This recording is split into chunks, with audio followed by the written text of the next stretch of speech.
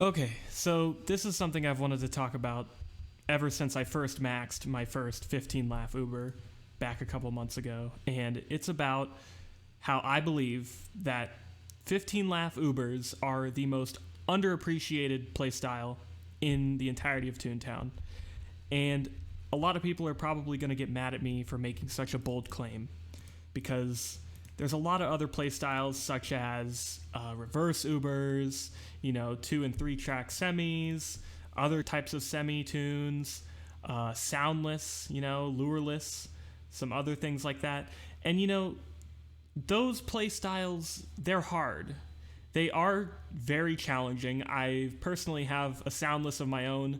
I know a couple people with semis and stuff like that, reverse Ubers as well.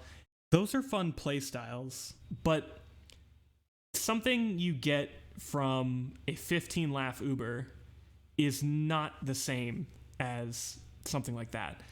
And the reason why is because those higher laugh play styles, while they are hard, they don't come with a lot of risk. And I think it's pretty obvious that, when you have around 100 laugh, which most of those tunes do, you really can't die to anything.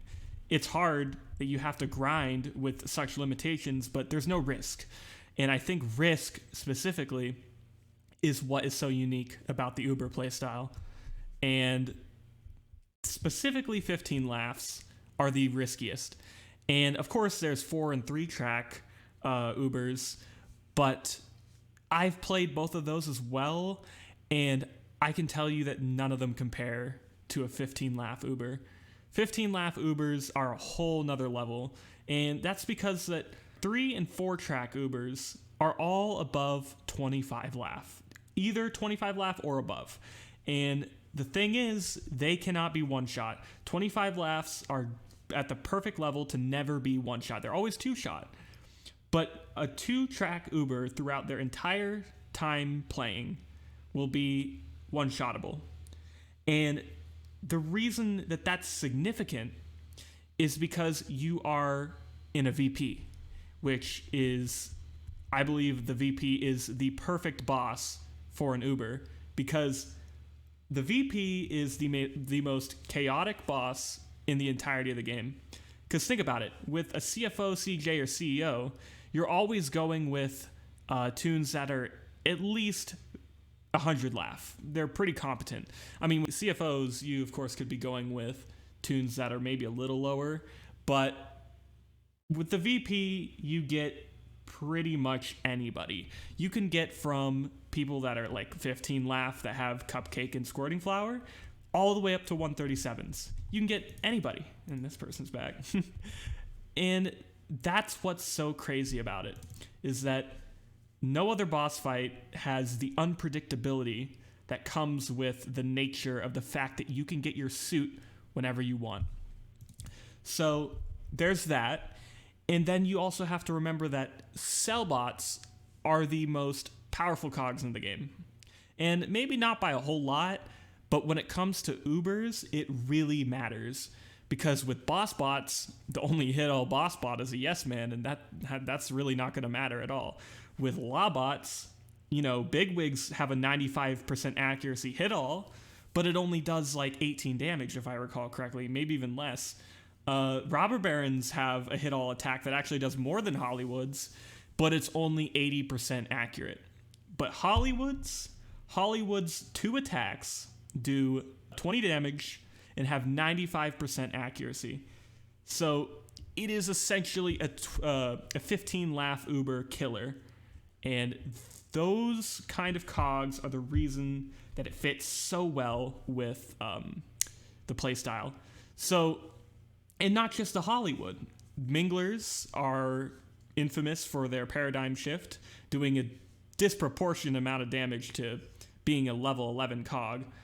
And it of course had the only cog with a hit all 24 damage attack. And then of course movers and shakers, a lot of people forget about how dangerous those are. You can get one shot by those up to like level 9, and that they have 3 hit all moves, and that just makes, even when you get low cogs, you are in huge danger. And that also applies with Glad-handers. Level 8 Glad-handers can hit 20s, and they come out pretty frequently too. So my point is that the cogs that you are given in a VP, being Cellbots, are so unpredictable and powerful because you can get level 1 cold callers, you can get level 3 name droppers, but you can just randomly get a level 12 Hollywood. Now, of course, the CFO does that, but with the VP, there's a mix between the first round kind of having that style, but the second round is all level 8s or plus, which is just completely, that is a uber killer, that round. So, besides that, another thing is that you only have 20 gags. And when you only have 20 gags, you really have to make sure you use them wisely. Because you can have some runs where you will use all 3 of your birthday cakes, all 3 of your clouds. Some runs you won't even use all of either of those. And it's really up to, if you know your combos and your damage values, then you're able to use hoses and pies appropriately when you can and save certain gags. And another thing I hear a lot is that Ubers like me, 15 Laugh, are completely luck dependent. And to that, I think that's just completely ridiculous, because although it's extremely true that we are heavily reliant on luck, that is just a fact. People don't realize, who haven't played an Uber, they don't realize that you actually have a lot of control over whether you survive or not. And there's a couple factors that you can work with. And of course, there's your gags. That's the obvious one. But you can always, your 4 main gags, that is. But people don't realize that you also have influence with your chat. And talking with people and communicating is really important, because, like I said, with a VP, you are sometimes going to go with people who don't know a lot of the strategy that, say, people going into a CEO would know. And that's where your chat comes in. You can drastically increase your survival rate if you know how to call the shots, organize your team. Hopefully you don't get people that are that get offended when you do that, because I see that a lot, and to me it doesn't make sense, because this game's very team oriented, so it doesn't, but that's besides the point. Those people, I see them as part of the challenge. Same with greeners and shoppers. See that? Shoppers are also part of the challenge. And you have a lot more influence over your survival rate than you would think. Like, for example, with this level 12 Hollywood, we could either conventionally use a piano like everyone else does, or we can use Squirt and have a much higher accuracy than even a 2-stun drop would have.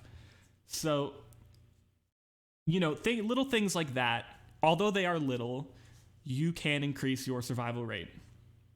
So that's another big thing. What was my other points? I need to get my notes up. Oh yeah, okay. So the other main thing that I always tell people about is progression, which, progression exists with every other playstyle in Toontown, of course, with 137, semis, whatever you want to, they all progress with their laugh, but they never, in my opinion, progress meaningfully, because, of course, when you progress from 120 to 121, you're going to be, higher laugh, but you're not, the progression itself doesn't actually really affect your gameplay at all. Like, sure, you increased your laugh, but what does that actually do? But when your laugh, starting from 15, when your laugh is right in the range of values that, like, cogs do damage in, your laugh progression really matters. So, for example, what I'm trying to say is, like, for example, when you hit 16 laugh, like, say I'm a level 15 Hollywood, all of a sudden certain cogs can no longer one-shot me. And one of the biggest milestones is 19 laugh. When you hit 19 laugh, suddenly 11 Hollywoods can't one-shot you, 9 Minglers can't one-shot you, I'm pretty sure 9 movers and shakers can't one shot you anymore. There's a couple, and that's huge. Your game gets easier, and you really feel like you are progressing. So there's that, and another thing that's a little bit more on the subjective side, I would say, is the fact that it's a very painful game mode. With reverse Uber, for example, it's painful because it's slow and you need multiple tunes to help you out and pretty much just carry you. But with an Uber like this, you have to, first of all, carry your own weight. There's, of course, times when you're getting carried, like in factories, but you are carrying your own weight. So the risk does not come from that. The pain does not come from the fact that you are worthless. It comes from the fact that you can die at any second. It doesn't matter unless you're using some rewards that make it 100% guaranteed that you won't die. Most of the time, you always have a chance at death. And it's painful. It stings whenever you die to something that you had no control over, which happens a lot. It happens a lot. I am never going to deny that Ubers don't rely on luck. There's a lot of reliant on luck. But my point is, there's a lot you can do to counter that luck. But anyways, that sting, that pain, that when you die over and over again, it really makes the reward of progressing feel a lot better. It really makes it feel like you're pushing really hard to work for something. I've had times where I didn't get promoted for like 9 VPs, where I die 9 times in a row, and then you have to go back, you have to get your laugh back, and you have to go get your gags. Usually you have to refill your jelly beans because you only can hold 40 of them. So it's a pain, but that's what makes it so unique compared to every other playstyle, is that it's a sting that doesn't happen with any other playstyle. So, oh, cool, I got the side with 3 people. Let's hope we can do 2 cakes and lure, please. So yeah, that's another big thing. What else did I want to talk about? 3 tracks, kind of in the same boat. They are also kind of risky. Definitely not nearly as risky as 15 laughs, though, because they can only get 2 shot ever, like I said. Yeah, I mean, I think that's about it. It's just really all about your group and your ability to adapt to your group, and it's just something that you never see. I am soundless. I'm soundless. This is not good. Okay. So anyways, I think that's all I have to say. I'm going to be making more videos like this, where I talk about certain things with Ubers and, tips. I have a lot of video ideas, so, I guess I'll see you guys then.